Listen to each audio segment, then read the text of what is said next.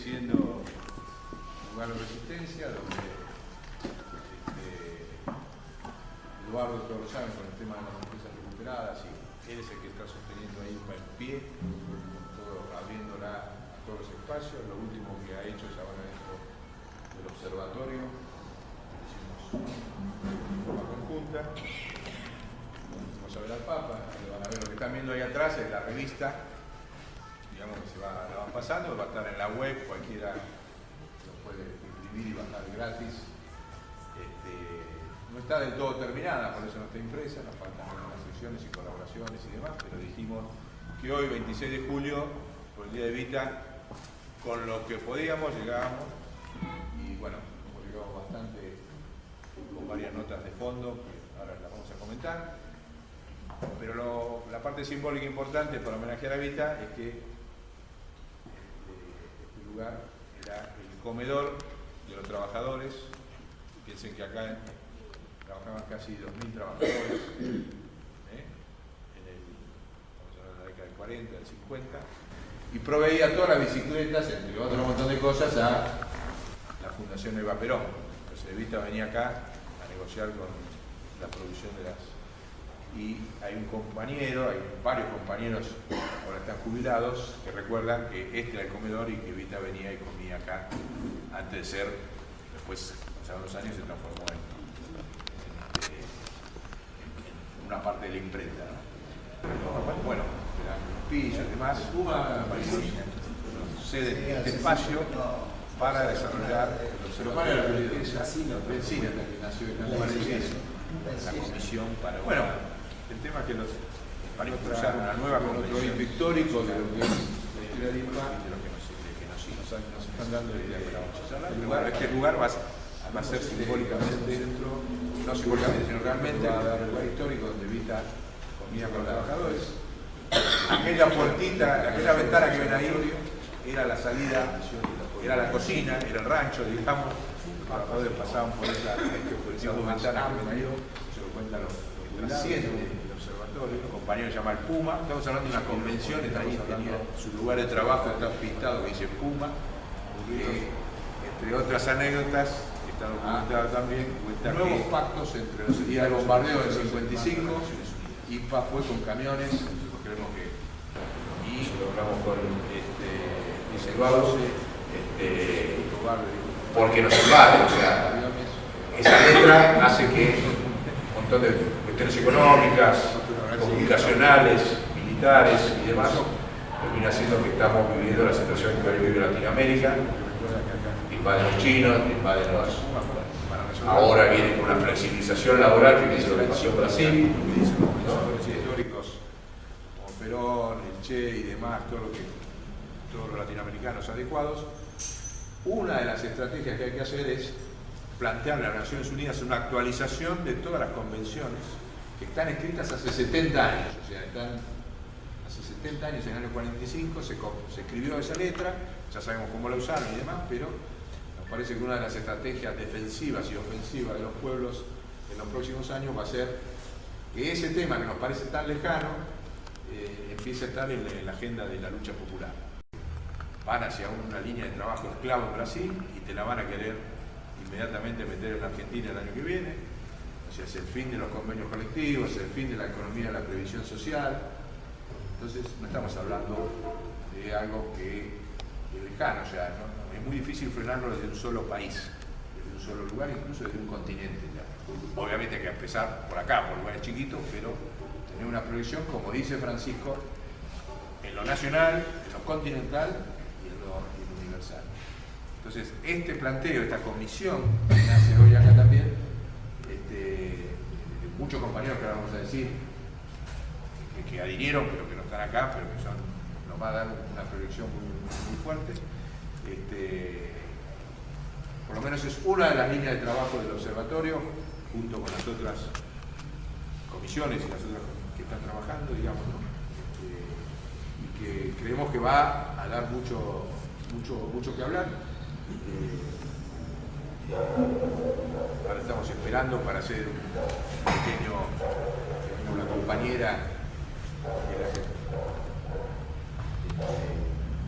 que personifica a la obra teatro que hizo Vicente Cintorema, Evita Resucitada, que se estrenó en Limpa el año pasado. Ya llegó a esta comisión, se han adherido muchos compañeros acá, han logrado acercar gente muy importante. De nuevo está Zaffaroni, que lo van a ver, es uno de los más impulsores, se compromete a trabajar que la Corte Interamericana de Derechos Humanos impulse la modificación de la Convención. Está el doctor Feuerstein, que es el que maneja el Centro de Estudio de Genocidio de la Universidad de 3 de Febrero, es uno de los centros más prestigiosos del tema de genocidio a nivel internacional, que se compromete también a formar parte de esta comisión. Está el doctor Marco Finardi, que es uno de los abogados de la Cátedra de Soberanía Alimentaria, que también en esto. Está Nora, tenés algunas novedades, ¿no? Nora Lafón está. Sí, no, está Estela Caroni, que como ustedes saben es la periodista más prestigiosa y más reconocida por todos los gobernantes que han hecho la Patria Grande. Ella va a ser que nos va a ayudar para que ellos también firmen esta convocatoria. Está Miguel Ángel Fernández Pastor, que es tal vez en seguridad social uno de los más importantes representantes que tiene no solo nuestro país, sino diría en el mundo, que es el que sostiene que no hay ninguna necesidad de que en el mundo haya hambre. Con el dinero que hay en el mundo no hay nadie que tenga hambre, y que además sostiene que nos quieren asustar con que con el tiempo nadie se va a poder jubilar en ningún lugar. Y sostiene que esa es una de las más flagrantes mentiras, que en todos los países existe el gobierno, existe el dinero necesario para que la gente se pueda jubilar. Nos están tratando de entrampar en eso también. Y además también va a estar con nosotros Víctor Hugo Morales, que va a integrar la comisión, y como ustedes saben, sabe muy claramente de qué lado está demostrador, como digo yo, y que no ha traicionado nunca las causas de lo popular. Así que creo que vamos a seguir. Sí, sí. Más gente todavía. Sí, también está Julio Uriel, con FILCA, con la fundación que se incorporó. Está que es el gran defensor de nuestra soberanía en el sur. Ahora vamos a ver otra movida con el lago escondido. Bueno, y creemos que esta va a ser una propuesta amplia, o sea, que trasciende el observatorio, que apunta, la van a ver en la revista. Una de las cosas que le vamos a pedir a esta comisión al Papa Francisco, es que como hombre de Estado, no como Papa, porque ustedes saben que Francisco tiene los dos roles, como hombre de Estado, convoque en las Naciones Unidas, en el marco del año que viene, que se cumplen los 70 años, a el debate de estas o mejores propuestas para modificar las convenciones. O sea, si Evo Morales asume, digamos, lo ve, la punta al ovillo que tenemos nosotros, se imaginan que un pedido de Francisco y de Evo Morales para que se empiecen a discutir nuevas convenciones en estos terrenos, o mejores, porque a nosotros se nos ocurrió esto y hay otros que están escuchando mejores ideas, pero que se empiece a discutir un orden internacional nuevo. Bueno, ahí yo creo que inmediatamente con la firma, si Estela logra la firma de Evo, atrás van todos los líderes latinoamericanos. También se lo queríamos plantear a Correa, que está libre, digamos que está fuera de la función pública, si quiere hacer un tema. O sea, bueno, tenemos todo un plan de acción con todos los pueblos colonizados, las ex colonias, o sea, si ustedes saben que hicimos en febrero la movida esta con los pueblos africanos que están pidiendo liberarse monetariamente de Francia, y bueno, si se suman, si ven esta propuesta, se suman. Como vos decías siempre, ¿por qué desde Argentina? Porque Argentina es considerada en el mundo líder en derechos humanos, más allá de este gobierno que tenemos ahora, seguimos siendo líderes en derechos humanos.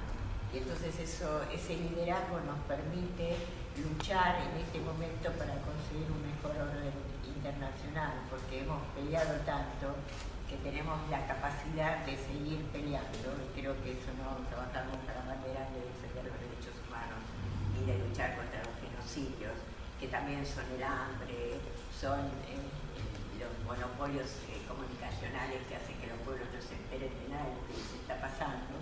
Y además, porque además creo que todos queremos seguir dando una batalla cultural, respetando todas las culturas de nuestros países que han sido tan ricas siempre, y que además hemos tenido que subordinar a gente que hasta en muchos casos era analfabeta, con lo que nosotros teníamos de rico en nuestros territorios.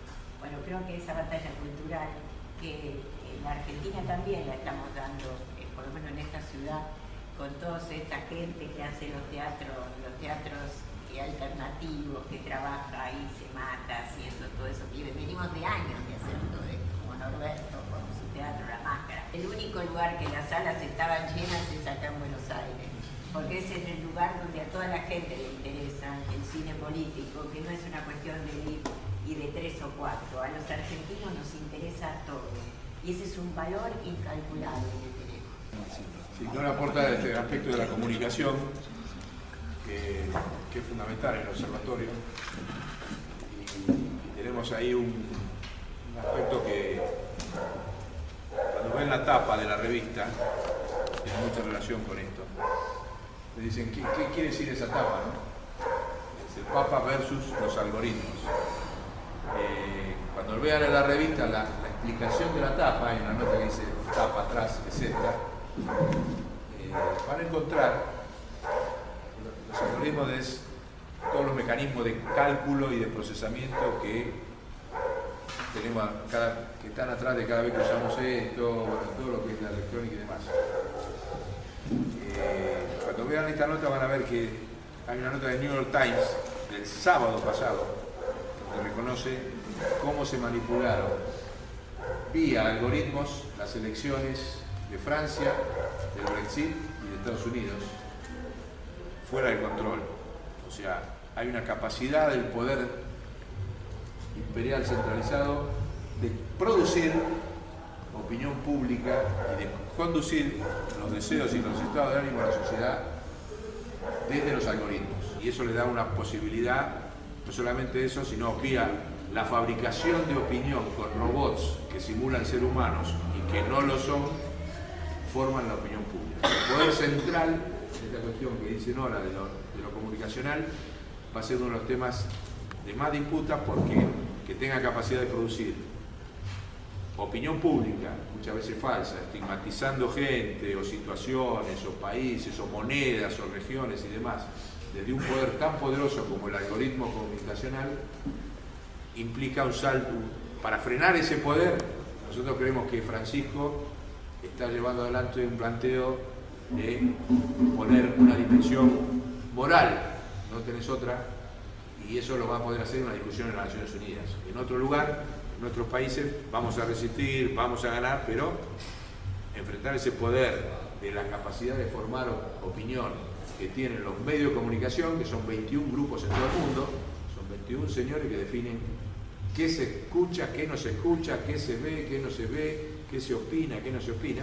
Resistir a eso es un desafío terrible. Y creemos que en eso uno de los pilares es Francisco, por eso esta etapa es Francisco versus el poder algorítmico que está aplicado acá, y que es básicamente un tema de comunicación, es mucho más que lo financiero. Porque es una comunicación que no solamente dice, sino lo que no dice y oculta. Todo eso lo van a ver reflejado en la revista como uno de los temas centrales. Una de las partes de la revista, que todavía no está acá editado, habla del poder hipnótico que tienen esos logaritmos. O sea, la hipnosis, hay un paso previo que es la sugestión, y entonces la capacidad de los logaritmos de producir sugestiones termina produciendo, incluso en muchos sectores, decisiones en contra de sí mismo. Bueno, hay toda una interpretación que están haciendo muchos sociólogos y psicólogos sobre eso, y que creemos que todos estos temas tienen que llevarse para discutirlo a las Naciones Unidas. Un poco, digo, para completar, no solamente estaba Evita acá, sino también estaba Perón, sí, y había venido antes a este mismo comedor, ya cuando era secretario de Trabajo. Ahí por ahí en algún libro de Galazo decía que la primera vez que habla Perón en el conjunto de los trabajadores lo hace en IMPA. Y a nosotros eso, de que haya estado el general Perón y Evita, independientemente de toda la lucha por la recuperación del empleo, también nos comprometió. De saber que fue una casualidad, ¿no? Que esta sea la primera empresa recuperada. Por otro lado, el tema de del Papa, ¿no? Hoy estaba pensando eso, ¿no? ¿Quién había pensado en nuestra juventud un Papa católico, ¿no? De lo que significaba la Iglesia Católica, nos esté planteando que el sistema capitalista está acabado y nosotros todavía estemos tan atrasados en seguir discutiendo y votando a partidos que representan el sistema capitalista, que se dicen ser capitalistas. Que me parecía esa contradicción. Y por otro lado,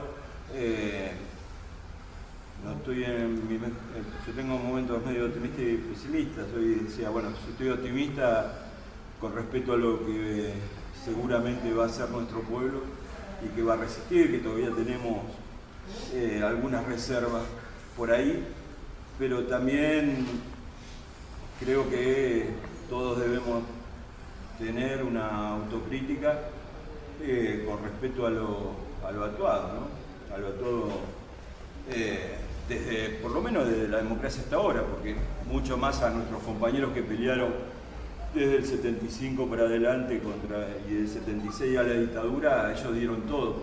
Y a veces siento que como pueblo, no tanto como pueblo, sino como dirigencia, como militantes de campo popular, no estamos a la altura de los acontecimientos.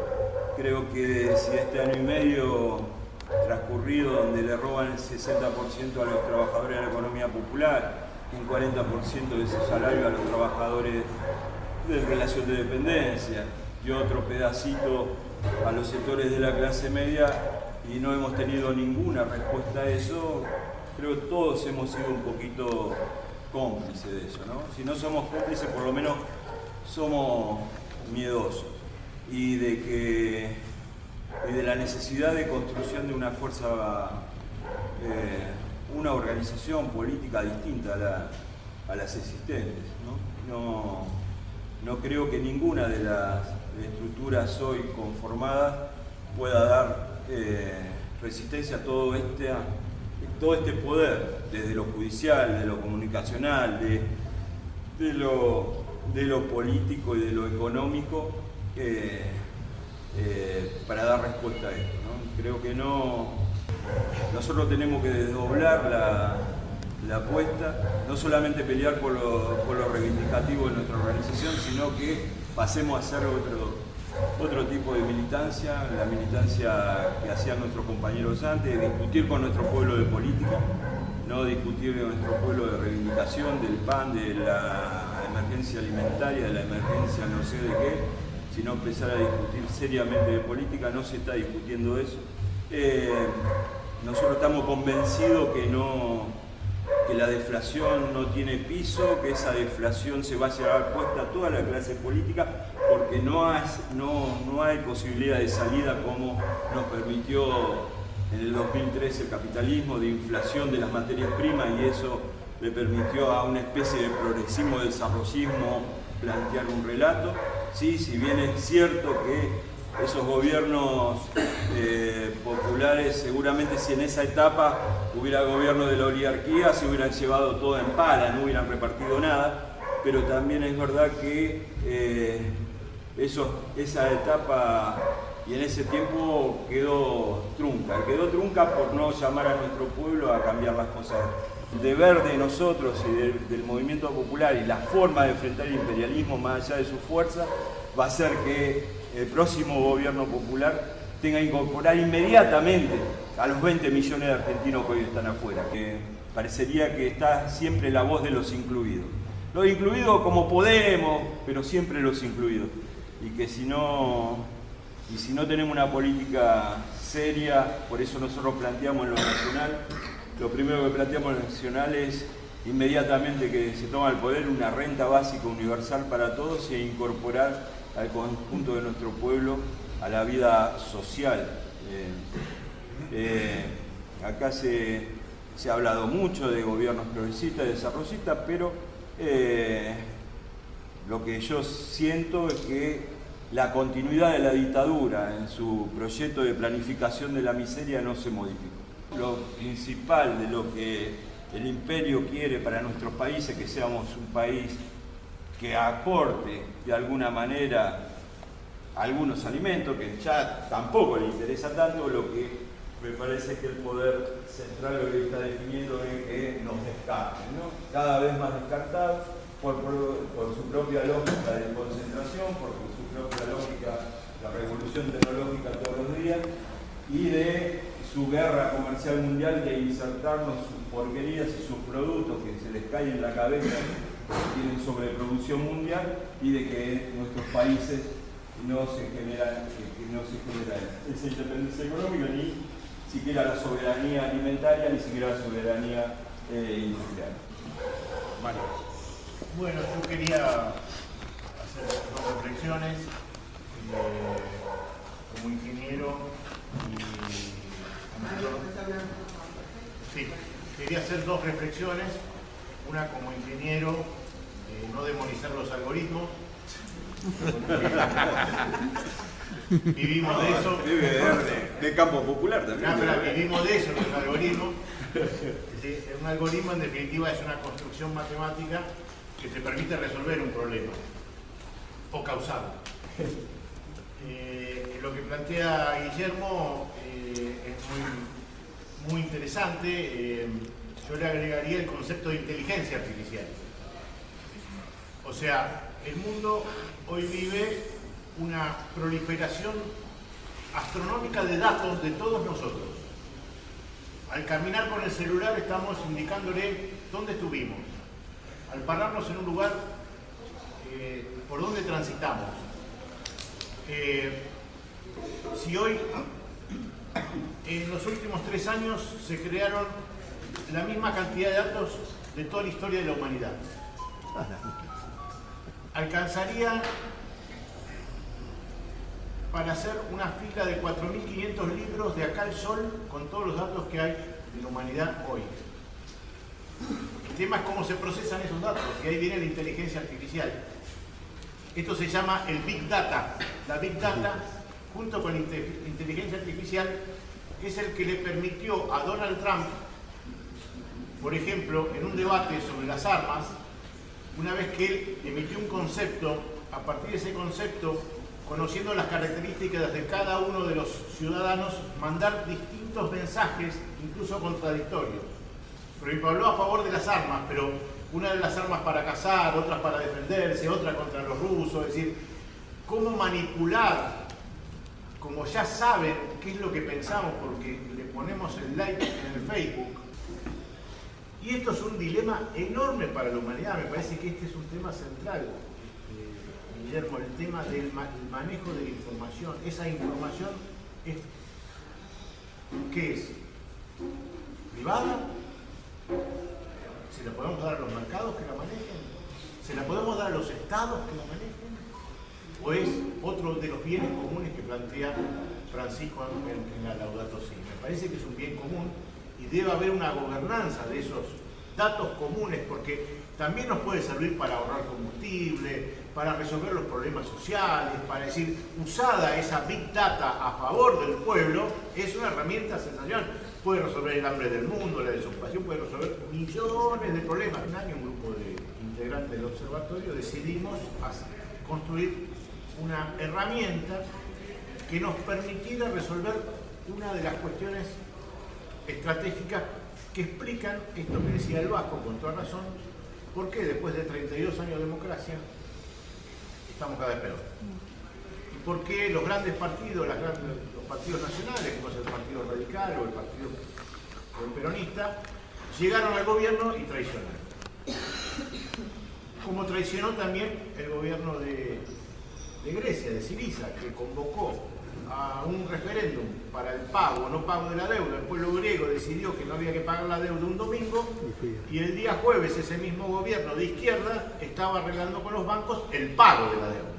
Pero fundamentalmente porque hay ese terrorismo financiero que Francisco lo describe con mucha claridad, que es el más tremendo de los terrorismos. Dice, es la madre de todos los terrorismos, de la violencia, de la guerra, es las finanzas, el terrorismo de las finanzas. Yo lo viví porque fui parlamentario y cuando peleaba por la investigación de la deuda, lo que encontraba era una enorme resistencia, que muchas veces tiene que ver como la resistencia de alguien que está colgado en una liana y no va a cortar esa liana hasta que no encuentre otra liana de donde agarrarse. Si no construimos esa otra liana que tiene que ver con formas de intercambio y de subsistencia y de producción alternativa, como la que nosotros proponemos, una moneda complementaria y social, vamos a encontrar siempre dirigencias que van a estar absolutamente condicionadas y no van a poder más que hacer un poquito de o mayor beneficencia o un poco de asistencialismo y nada más. Pero las grandes transformaciones no se van a poder hacer porque estás permanentemente sujetado a los órdenes del poder financiero. Y esa es la dependencia fundamental que hay que romper, y ese es el gran aporte que el observatorio hace a todos los movimientos políticos y sociales que incorporen el tema financiero y monetario como un problema a resolver antes de cualquier programa de gobierno que nos plantea. Yo creo que el tema internacional es bien complejo y requiere no bajar los brazos, sino una cierta, o sea, soñar los ojos abiertos, de una cierta forma. Hablar de Naciones Unidas hoy es hablar de 30 años de callejón sin salida en términos de reformas estructurales. Instalar nuevos debates, sí, ahí me parece que la clave del observatorio puede ser ahí ese terreno. No sé el impacto que podrá tener Francisco, pero bueno, digamos, vamos hacia adelante. Hay debates muy lindos. No sé si escucharon algo de que se está actualmente hablando en ámbitos de Cancillería, en distintas centrales que se llaman los objetivos de sustentabilidad. Una cosa que unos describen como un marco institucional y conceptual de legitimación del modelo neoliberal. Es una vía de interpretación, es decir, una suerte de pacto, dice Guillermo, de pacto con los pueblos, con redes, ONGs, organizaciones populares y demás, en pos de encarar 10 objetivos, 17 en realidad, fundamental. Hambre. Hemos escuchado con mucha atención lo que se dijo, porque por una parte también somos miembros del observatorio y por otra parte, algunos de ustedes ya sabrán, durante buena parte del año pasado hemos montado aquí en el museo de esta fábrica recuperada INPA, mi obra de teatro Eva Perón resucitada en los tiempos del rencor. El que sabe leer se dará cuenta que el subtítulo en los tiempos del rencor hace que quede claro que no se puede hablar del ayer sin tener conciencia que el ayer es la manera de plantar el futuro para poder entender y ser parte consciente del hoy. Eso de querer romper los 3 momentos de la historia es una vieja historia que mantiene esta historia de dolor social. Y entonces nos pareció que la figura de Eva Perón permitía que precisamente eso que tiene la cultura, su potencia simbólica, se diera a luz con toda la magnitud de lo simbólico. Y me parece entonces que está muy bien que este acto, que de alguna forma relanza la idea de modificación de las convenciones sobre derechos humanos, específicamente sobre el genocidio, se conecte así como las cosas se dan, tienen como una, no sé si mágica, pero casi como una natural conexión. Porque hablar del genocidio con lenguaje de hoy implica plantear qué es la vida, cómo se destruye la vida, que no es solo pegar un tiro o que una bomba destruya una parte de la sociedad. También la muerte tiene otras formas cada vez más monstruosas, que es quitar la capacidad de vida, la conciencia de vida, el sentido de vida, y eso que también está explicitado en la Biblia y que también Marx lo nombrara, que es el vínculo que hay entre tú y mí, que hay entre el otro y nosotros, que hay entre la subjetividad y la potencia social. Y todas esas cosas a nosotros nos parece que están en disputa y en nuestro país es un símbolo también, un ejemplo de esa gigantesca disputa, como ahora en forma activa o silenciosa, que es también finalmente una forma activa de comprometerse con la muerte, permite este aumento de la indignidad de la criatura humana, de las formas múltiples de perder la vida que se están dando en este silencio que es una injuria a la vida.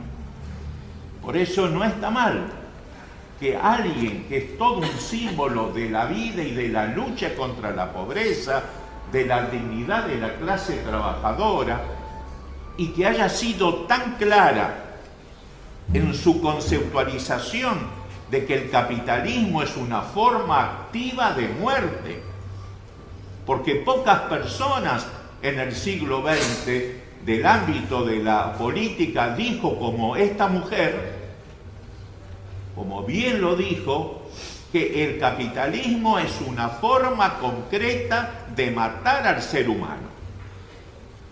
Y esos textos están. Y si quien los quiere volver a leer, en estos días sale precisamente un texto mío donde yo reflexiono y donde están textuales esos textos de Eva Perón que buena parte de la historia trató de sepultar porque a muchos no les gusta conocer el pensamiento real de Eva Perón.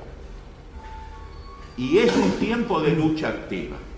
Y sabemos que la cultura, y específicamente el arte, es una forma muy potente de esa lucha. He escrito mucho en mi vida sobre Eva Perón. No voy a explicar ahora por qué lo he hecho. Aunque hay una película que filmó la Biblioteca Nacional donde los escritores que hemos escrito sobre Eva contamos por qué hemos escrito sobre ella. En mi caso es muy simple. Era un chico, la conocí y me enamoré de ella. A mí me quedaba algo más para decir. Y es un poema, es una plegaria, está escrita y nunca la leí. Y como sabía que íbamos a hacer este encuentro, ya me lo habían avisado, voy a compartir con ustedes, y voy a leer por primera vez también yo, la plegaria por Eva Perón. Y después le hemos pedido a Nara, no va a ser la obra porque para una actriz es mucho más complicado que para un escritor leer un texto, pero sí nos va a leer un fragmento de la obra. ¿Es así, Nara? Entonces yo primero les leo la plegaria y después narro un fragmento.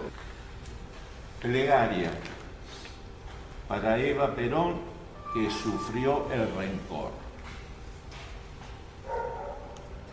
Que la plegaria llene mi boca, como mi madre sus jarrones de blancas, muy blancas clavelinas. Que la conciencia ponga luz allí en la mar oscura del oscuro corazón humano que va y va, que aún sangra lo sagrado. sea la plegaria, sea la conciencia. La historia es el viento del alma y en el alba dice: no fue por sus errores, sino por sus aciertos, no por sus vicios, sino por sus virtudes, que la condenaron los ricos y la salvaron los pobres. En los fuegos del amor todavía se enciende el odio.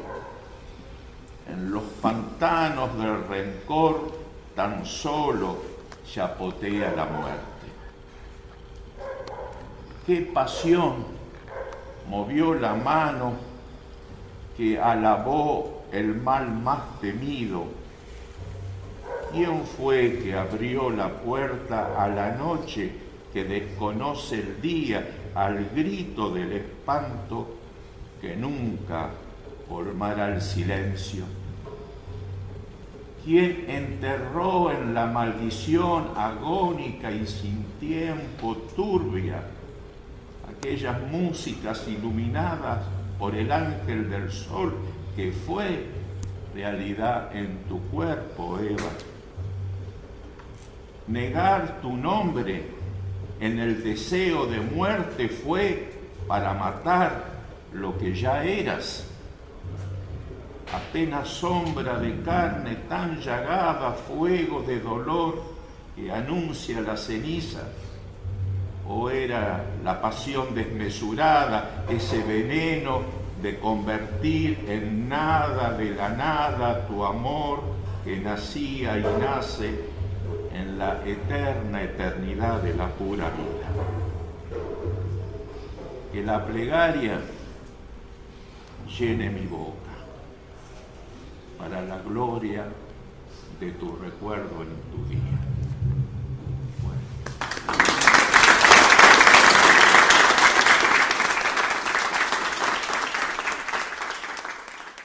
Con Eva hace algunos años, porque teníamos un proyecto grande como una ópera, pero que en aquel momento era como un homenaje, y siento que cuando la montamos ahora se convirtió en una necesidad. Por lo que sucedió también, yo siento que, y eso como actriz y como persona me ha llenado ampliamente y me ha demostrado que es algo que realmente busco en mi vida artística, que es que tenga una función social, que el arte, yo sostengo que el arte es educación, traído un mensaje originario de lucha, de popularidad, de traer valores que no se están respetando, y que creo que inclusive cuando lo montamos en septiembre había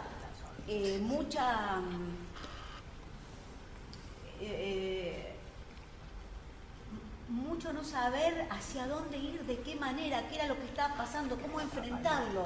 Y siento que con nuestra obra también decíamos, no, señores, esto no tiene que ser así, o sea, esto es de esta manera, escuchen qué está pasando, porque además tiene una contemporaneidad, los textos tienen y son textos de Eva, dichos cuando ella los dijo, y yo los iba transitando, y cada semana tenían una fuerza tan actual. Yo amé a un hombre, creí y crecí con él, fui espuma de su mar y fui su mar. Yo odié. Sin odio no hay amor, y me seguí estremeciendo ante el alba desnuda. Yo compré armas, quise organizar y armar las milicias obreras, y el amor no se fue de mí. El enemigo no tiene piedad, no tiene olvido, jamás perdona. Detrás de su espejo brilla el rencor. Sabía que nos matarían como nos mataron. Yo vi en la luz de mi agonía la historia que esperaba. Bombas, contra la gente desarmada en una plaza pública, y la carne y el lapacho en flor se volvieron cenizas.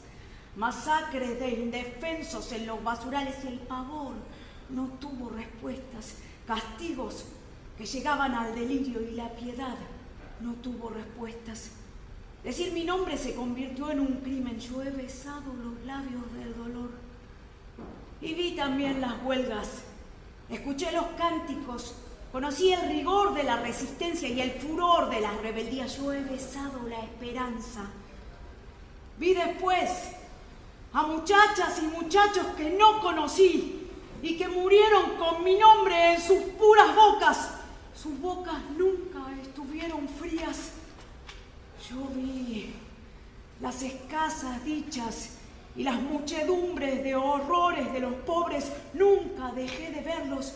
Yo sigo sosteniendo con mi cuerpo la esperanza, la pequeña rosa blanca. Mi cuerpo, ese cuerpo pobrecito en su martirio, mi cuerpo sin tripas, mi cuerpo sin nubes, mi cuerpo sin alma, mi cuerpo de muerta, ultrajado, violado, robado, llevado y escondido como si fuera peste, con sigilo procaz de acá para allá, de noche en noche, de tumba en tumba, como si fuera peste. Mi cuerpo muerto, vivo en el odio que despertaba, como si violando de mil modos mi cuerpo muerto pudieran resucitarme en el horror. Y las nubes,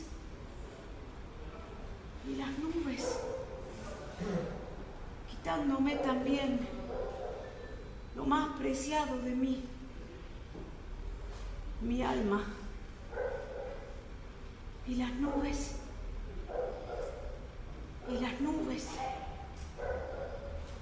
yo he visto morir y desaparecer por las mismas causas por las que yo morí y desaparecí. Yo escuché a esa muchacha cuando en medio de los tiros les gritó: ustedes no me matan, nosotros elegimos morir. Y el cielo estalló en espantos. Yo, como miles y miles que lucharon, como ella, me fui amada y volví amada. Y lo juro, con los dedos en cruz sobre mis labios, igual que de niña. Hasta el fin de la pobreza seguiré alerta con mi espada, que el cielo me asista. Y no me avergonzaré de ser romántica. Hay un río en esas músicas. Y llevaré el pelo largo, suelto, sobre la espalda.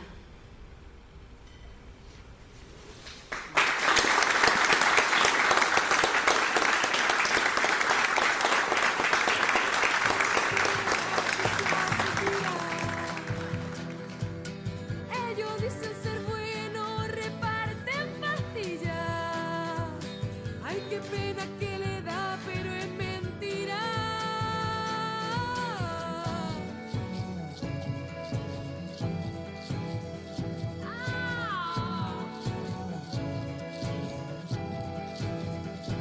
Quieren millones, millones, millones, millones, millones, millones. Millones, millones, millones, millones, millones, millones. Millones de almas en su inmensa cuenta.